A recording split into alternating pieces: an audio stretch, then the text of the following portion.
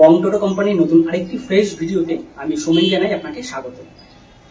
NJP station বা new Jalpaiguri স্টেশনের সাথে মোটামুটি সবাই পরিচিত। পাহাড়ে ঘুরতে আসলে প্রথম কিন্তু আসতে হয় এই এনজিপি স্টেশনে, আর এখান থেকেই গাড়ি করে বেরিয়ে পড়তে হয় যার যার নির্দিষ্ট ডেস্টিনেশন। বেসিক্যালি যেটা হয়, ধরুন আপনি পাহাড়ে ঘুরতে আসছেন, আপনার ট্রেন রাতে এসে পৌঁছলো এনজিপি স্টেশনে, তখন রাত্রেবেলা কিন্তু আর আপনি পাহাড়ে উঠতে পারবেন না, বাধ্য হয়ে এই স্টেশনের আশেপাশে কোনো একটা হোটেলে থাকতে হবে। সেক্ষেত্রে কিন্তু দরকার হয় এই স্টেশনের আশেপাশে যে হোটেলগুলো রয়েছে সেগুলো। আমার যেরকম হয়েছে যে আমার কিন্তু ট্রেন আগামীকাল ভোরবেলা, তো আমি আজকে বিকেলবেলা একদম চলে এসেছি, পাহাড় থেকে নেমে এসেছি। নেমে এই স্টেশনের কাছে একটি হোটেলে রয়েছি, সেই হোটেলেই দাঁড়িয়ে রয়েছি। আগামীকাল ট্রেন ঢুকবো, ফলে রাতে আজকে স্টে করতে হবে এখানে। তো এরকম সিচুয়েশনে যদি আপনি পড়েন তাহলে কোন হোটেলে উঠবেন? এখানে বেশ কিছু হোটেল রয়েছে এই স্টেশনের আশেপাশে। তো আমি যে হোটেলে রয়েছি সেই হোটেলটার সম্পর্কে একটু আপনাদের জানিয়ে দেবো এই ভিডিওতে। যদি ভালো লাগে ভিডিওটি লাইক করবেন, তো শেষ পর্যন্ত স্কিপ না করে দেখতে থাকুন।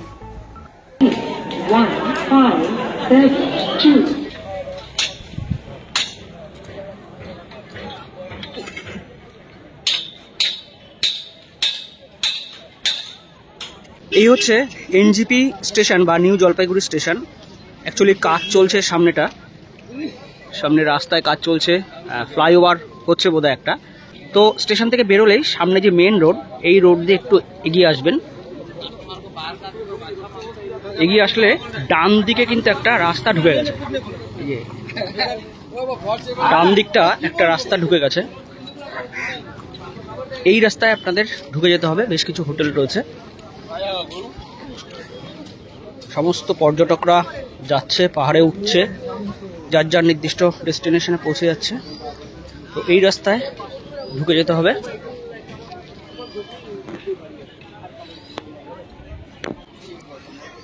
অ্যাকচুয়ালি এই রাস্তায় ঢুকে গেলে সামনে কিন্তু বেশ কিছু হোটেল পড়বে, আর এনজিপি স্টেশনের বাইরে মেন যে হোটেলগুলো সেগুলো এখানেই রয়েছে। দুদিকে দোকানপাট রয়েছে।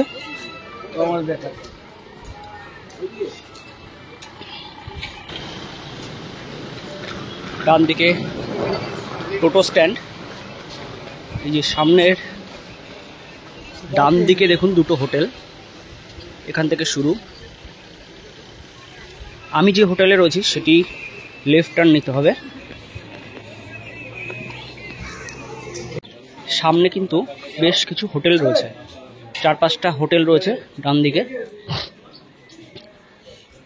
আমি এক্স্যাক্টলি দেখিয়ে দিচ্ছি আমি কোন হোটেলের রয়েছি। এখানে রয়েছে হোটেল বালাজি, বিশাল হোটেল।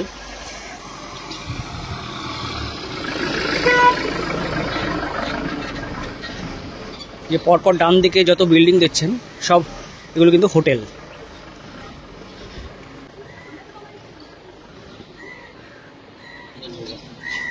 যে সমস্ত গেস্ট, এনারা কিন্তু সব কালকে রাত্রে ট্রেনে এসেছেন, এখন সকালবেলা বেরিয়ে যাচ্ছেন যার যার নির্দিষ্ট গন্তব্যে।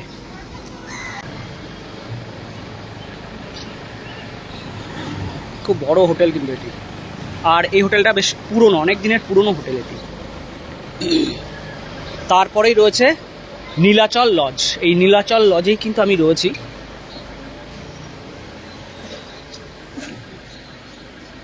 এই হচ্ছে নীলাচল লজ। তারপরেও দেখুন পরপর যতগুলো বিল্ডিং, 3টে বিল্ডিং দেখা যাচ্ছে, সব কিন্তু এগুলো হোটেল।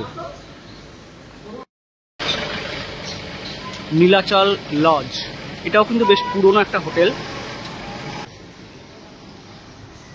আর মোটামুটি হেঁটে স্টেশন থেকে মিনিট 3 কিন্তু লাগলো। তো চলুন এবার এই হোটেলে ঢোকা যাক, এবং আমি যে রুমে রয়েছি সেটি একটু দেখিয়ে দিই। এখানে কিন্তু রয়েছে রিসেপশন, আর এনাদের সব রুমগুলো কিন্তু ওপরে সিঁড়ি দিয়ে উঠতে হয়। এই নীলাচল লজে এনাদের কিন্তু লিফটের ব্যবস্থা নেই। 3টে ফ্লোর রয়েছে, টোটাল 25টা রুম আছে। গ্রাউন্ড ফ্লোরে রুম নেই, যা আছে সব ফার্স্ট ফ্লোর থেকে। আর বিভিন্ন টাইপের কিন্তু এখানে রুম রয়েছে। আমি যে রুমে রয়েছি সেটি ইন্ডিয়ান টয়লেট। আমি অ্যাকচুয়ালি চেয়েছিলাম ওয়েস্টার্ন টয়লেট সহ রুম, সেরকম পাইনি, বুকিং ছিল। তো ম্যাক্সিমাম রুম কিন্তু ওয়েস্টার্ন টয়লেট, আর কিছু রুম রয়েছে সেগুলো ইন্ডিয়ান টয়লেট। ফার্স্ট ফ্লোরের যে রুমগুলো,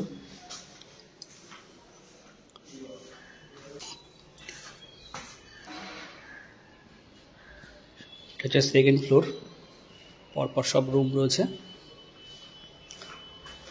তবে হোটেলটা কিন্তু বেশ পরিষ্কার পরিচ্ছন্ন। কিছু কিছু হোটেল আছে অপরিষ্কার, কিন্তু এই হোটেলটা বেশ পরিষ্কার পরিচ্ছন্ন একটা হোটেল। এসব সব কিন্তু পরপর রুম। আমি যে রুমে রয়েছি সেটি দেখাচ্ছি। আর এখানে রয়েছে একটা ছোট্ট ব্যালকনি, এখান থেকে কিন্তু সামনের একটা ভিউ পাওয়া যায়। এটা কমন ব্যালকনি। এই যে এনজিপির যে ট্যাক্সি স্ট্যান্ড সেটি মেন রোড, আর নিচে কিন্তু এই যে রাস্তা দিয়ে আমি এলাম সেটি। তো এবার চলুন আমি যে রুমে রয়েছি সেই রুমটা আপনাদের একটু দেখিয়ে দিই।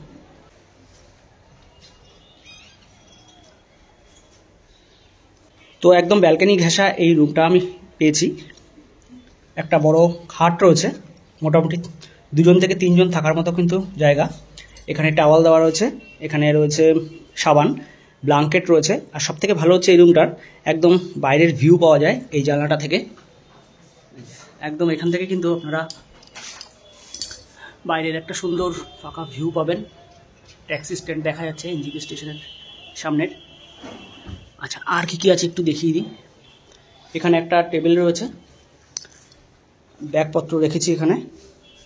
এখানে মিরর রয়েছে, একটা প্লাগ পয়েন্ট রয়েছে, আর ওয়ালটা এরকম, ফ্যান রয়েছে। মোটামুটি ছিমছাম একটা রুম। আর ওয়াশরুমটা রয়েছে পাশে, দেখিয়ে দিই। বেসিন রয়েছে, বালতি মগ রয়েছে।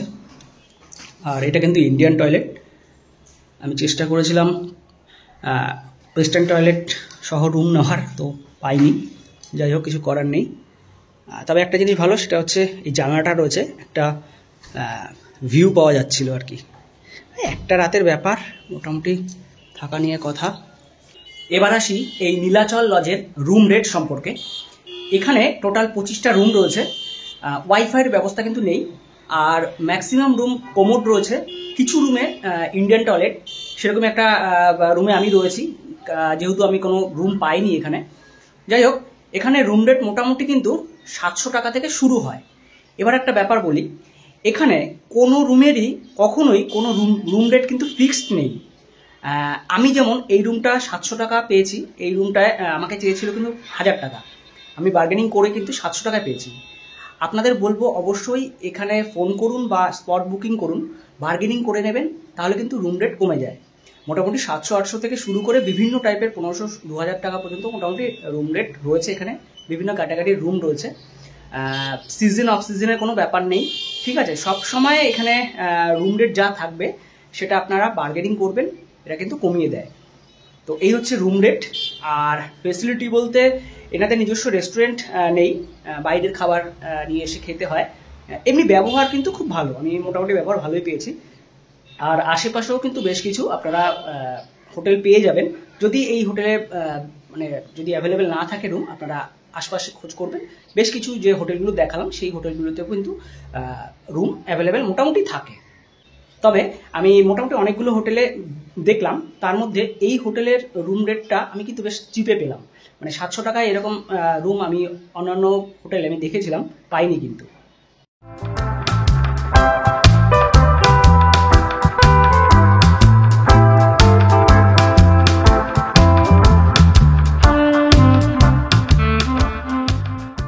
তো ছোট্ট এই ভিডিওতে এনজিপি স্টেশনের কাছের এই নীলাচল লজের মোটামুটি সমস্ত তথ্য আপনাদের সামনে তুলে ধরলাম।